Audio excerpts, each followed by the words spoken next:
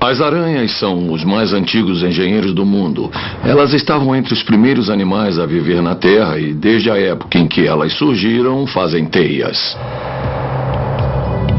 A teia que todos nós conhecemos é a teia Orbe. Ela parece um catavento. Essa estrutura bidimensional perfeitamente entrelaçada é feita de seda.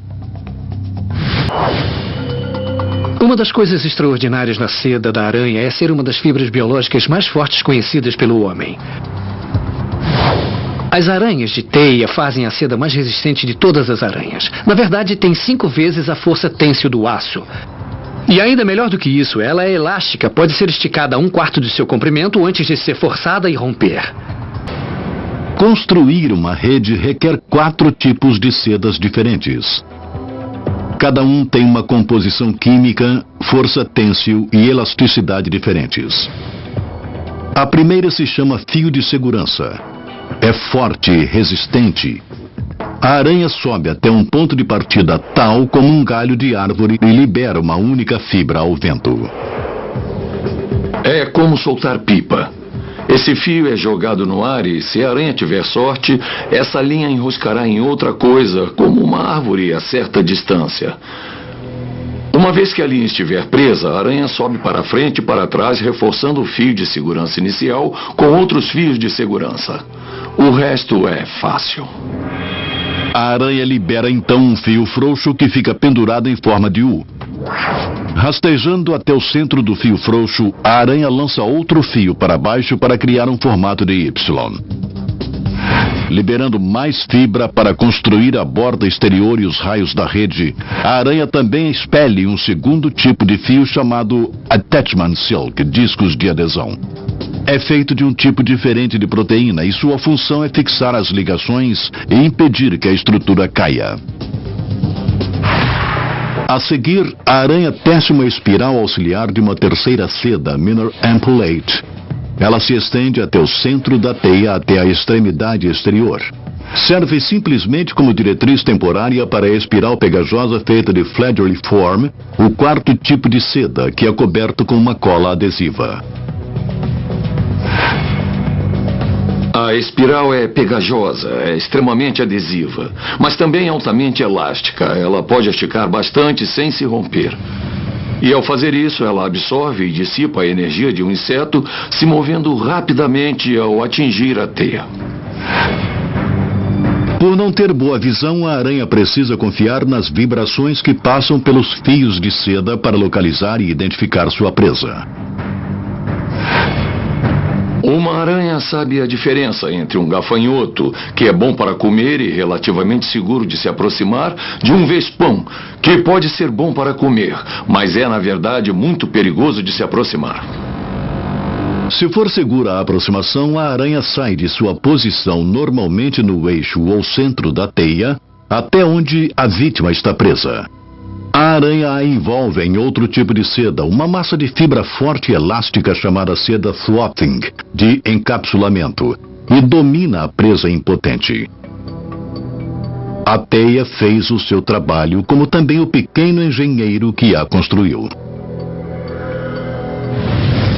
As estruturas notáveis que vemos as aranhas construírem não são resultado de aprendizado em absoluto. São resultado do instinto criado pela evolução. Insetos sociais que vivem em colônias com populações de milhares não só projetam estruturas complexas, como também controlam seu meio ambiente tal qual os humanos. As abelhas são provavelmente as melhores nisto. O interior de uma colmeia da abelha é um meio ambiente constante e previsível, e a abelha é provavelmente o inseto que tem a mais extensa distribuição natural do mundo. E uma chave para isso é como elas conseguem controlar bem o seu meio ambiente através de seu grupo de engenharia. Centenas de abelhas operárias, a força de trabalho totalmente feminina da colônia, modelam e posicionam flocos de cera do tamanho de uma cabeça de alfinete para construir um único alvéolo. Multiplique este alvéolo por pelo menos 30.000 e você terá um típico favo de mel. As abelhas começam de cima, criando uma fila de alvéolos e então vão descendo. Cada pétalo, como o favo de mel também é chamado, tem alvéolos dos dois lados. Quando terminam de fazer um, as abelhas fazem outro e assim por diante. Charles Darwin ficou tão impressionado com o favo de mel que o declarou uma obra-prima da engenharia, que é absolutamente perfeito em economizar trabalho e cera. No centro dessa obra-prima está o formato que é perfeito para essa construção, o hexágono. Você poderia pensar em um círculo ou um octógono, mas se você os juntar, haveria espaço entre os diferentes alvéolos. Com um hexágono, não há espaços e as laterais são todas compartilhadas. Você pode fazer isto com um triângulo ou com um quadrado também, construí-los juntos, onde todos os lados se tocam por apoio, mas usa mais material. O hexágono tem a menor circunferência para a mesma quantidade de volume. Então, o hexágono é a arquitetura perfeita. As abelhas reforçam essa arquitetura perfeita compensando os alvéolos de ambos os lados do favo. Esse golpe de mestre da engenharia reforça o favo enquanto reduzem a quantidade de cera necessária para construí-lo.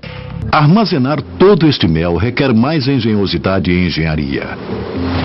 As abelhas angulam naturalmente as paredes internas de cada alvéolo em 13 graus.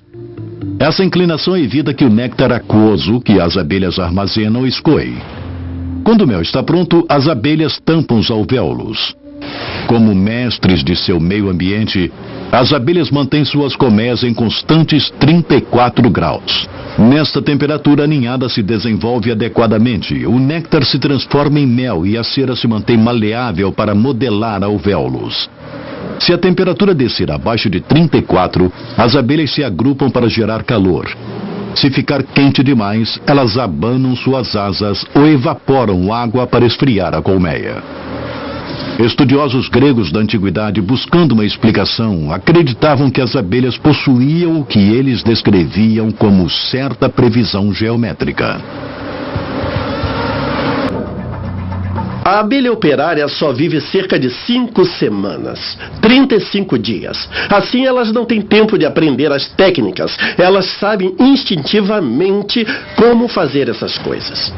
As abelhas têm cérebros muito pequenos e mesmo assim se superam e fazem colmeias impecáveis o tempo todo. E elas não precisam aprender, não precisam ir à escola, não precisam fazer projetos, elas não precisam de especificações, simplesmente fazem e dá certo. E a gente acaba se perguntando, por que nós precisamos?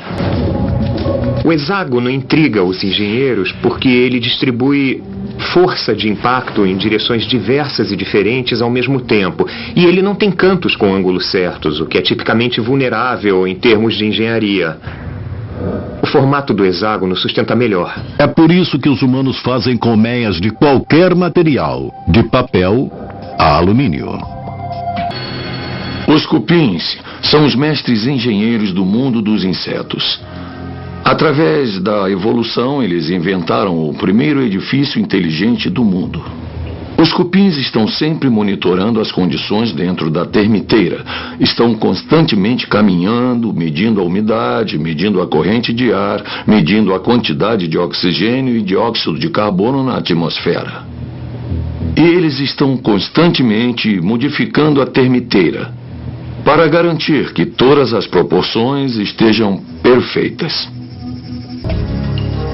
Se observarmos a forma com que os cupins reconstroem a termiteira, percebemos que elas tendem a apontar sempre para o sol. A termiteira fica apontada para o sol, porque os cupins constroem pelo lado mais quente.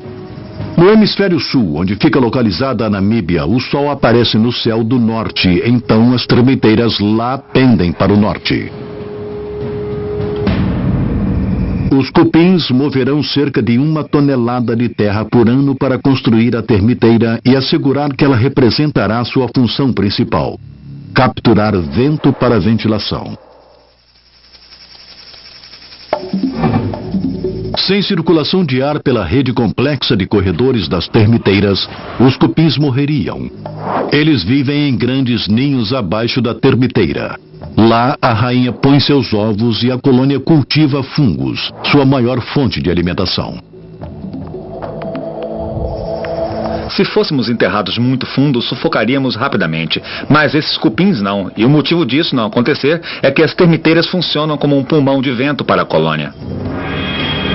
Os cupins mudam as termiteiras constantemente para tornar as condições internas confortáveis.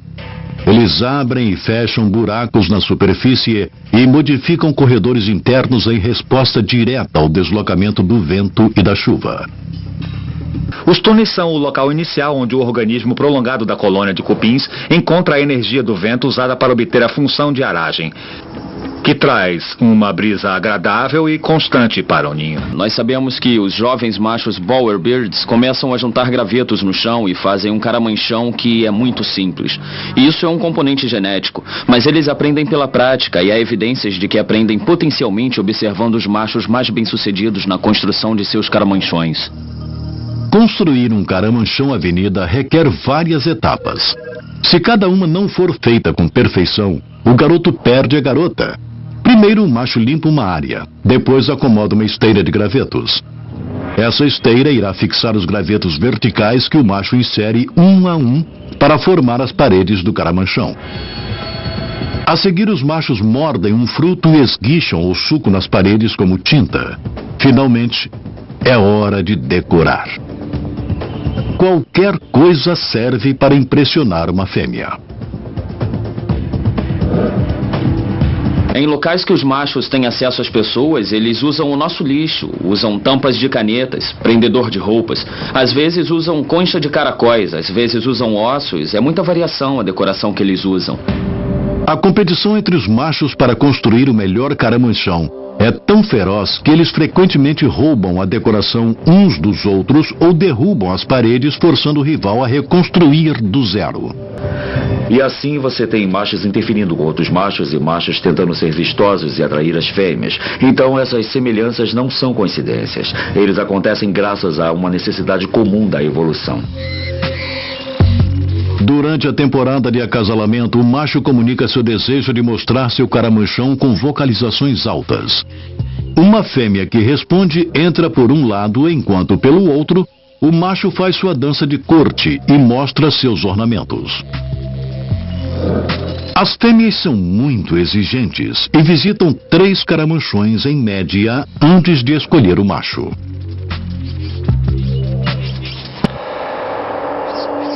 No final, aquele com o melhor caramanchão tem sorte. Muita sorte. Cientistas fizeram medições da espessura de um caramanchão avenida, ou altura, ou condição de onde seus ornamentos foram colocados. E os machos que fazem um trabalho melhor são mais bem-sucedidos. Todo cuidado na construção, pintura e decoração de um caramanchão sugere que esses pássaros possuam não só uma habilidade em engenharia excepcional, mas também podem ter um talento artístico raramente encontrado nos animais. Bowerbirds, castores e também pássaros, abelhas e outros animais são todos engenheiros por instinto. O que eles sabem naturalmente nós devemos aprender. E eles têm muito que nos ensinar. O homem ainda é um mestre da construção. Temos tecnologias e materiais avançados para construir estruturas realmente impressionantes. Mas os engenheiros têm que ter humildade para reconhecer que ainda existem lições para aprender estudando o que os animais fazem.